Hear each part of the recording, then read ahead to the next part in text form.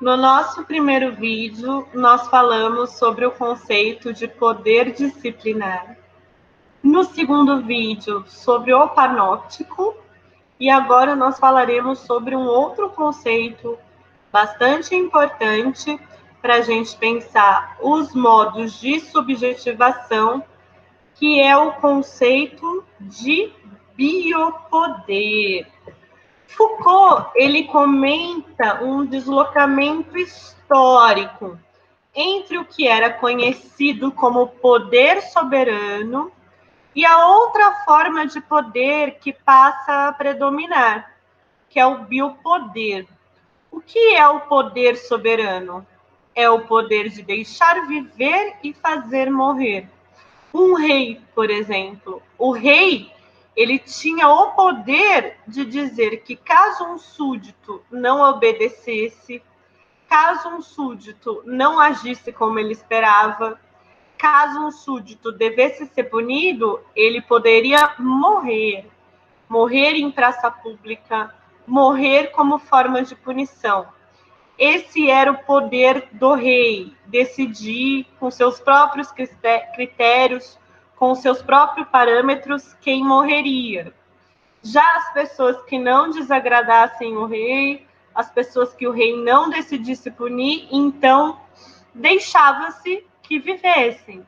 O poder soberano, então, quando a uma pessoa há essa posição hierárquica, uma posição hierárquica de decidir sobre a vida e a morte de outras pessoas pelos próprios critérios, pelas próprias decisões, nós chamamos então de poder soberano. E essa forma de poder que antes predominava nas monarquias, por exemplo, ela vai mudando. E vai mudando de uma forma que cada vez mais o poder ele não vai causar a morte das pessoas, mas ele vai não impedi-las. Né? A gente vê isso muito em sociedades em que a desigualdade social é tão forte, que pessoas morrem todos os dias e nada é feito para impedir. Né? No Brasil, por exemplo, nós sabemos como é grande o número de mortes de jovens, pobres e negros, e o quanto isso é praticamente incorporado e naturalizado a como o Estado se organiza. Por outro lado, existem uma série de práticas, quem está no poder vai controlar a vida, controlar a saúde, controlar as condições de acesso ao saneamento básico, controlar a questão dos nascimentos, controlar a questão da reprodução. Então, enquanto no poder soberano, o poder dizia respeito principalmente a deixar viver e fazer morrer, no biopoder, nós estamos falando do poder de fazer viver e deixar morrer.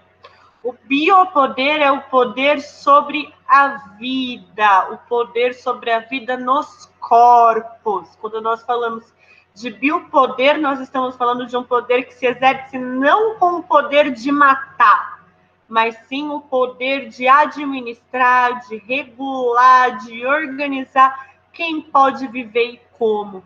Quem vai viver e como. O biopoder é, então, um poder sobre a vida.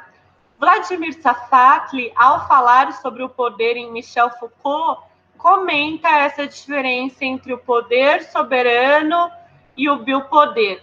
Ele diz assim: o poder soberano estaria vinculado à figura da encarnação monárquica da legitimidade, com sua fundamentação do exercício da lei na vontade do soberano. A vontade do soberano é que marca quem vai morrer, quem pode viver. Ele é o poder de decidir sobre a vida e a morte do súdito. Na modernidade, foi desenvolvido outro poder, um poder desprovido de centro e disseminado, por parecer vir de todos os lugares, operar em várias instâncias e níveis, que é o que nós estávamos falando da concepção de poder em Michel Foucault como um poder em rede. O biopoder, então, é um poder que se exerce sobre a vida. E quando nós estamos falando de vida, são formas de administrar e aumentar as forças. Existe uma finalidade aí. A finalidade é que a vida se torne um campo de valor, um campo de utilidade. A vida nos corpos para que os corpos sejam úteis. A vida no corpo para que os corpos sejam eficazes. A vida nos corpos para que os corpos sejam produtivos. Existe um parâmetro de utilidade para se extrair dos corpos. Considerando, então, que o poder sobre a vida é o poder sobre os corpos, quais são as áreas? Desde o controle de natalidade, por exemplo, leis que vão proibir ou tornar acessível métodos contraceptivos, proibir ou tornar acessível métodos de controle reprodutivo, proibir ou tornar acessível a interrupção das gestações. Então, o controle de natalidade, proibir ou tornar acessível tecnologias reprodutivas. O poder sobre os corpos é quando quem vai nascer ou não passa a ser também uma decisão do Estado. O Estado não decide apenas quem deve morrer.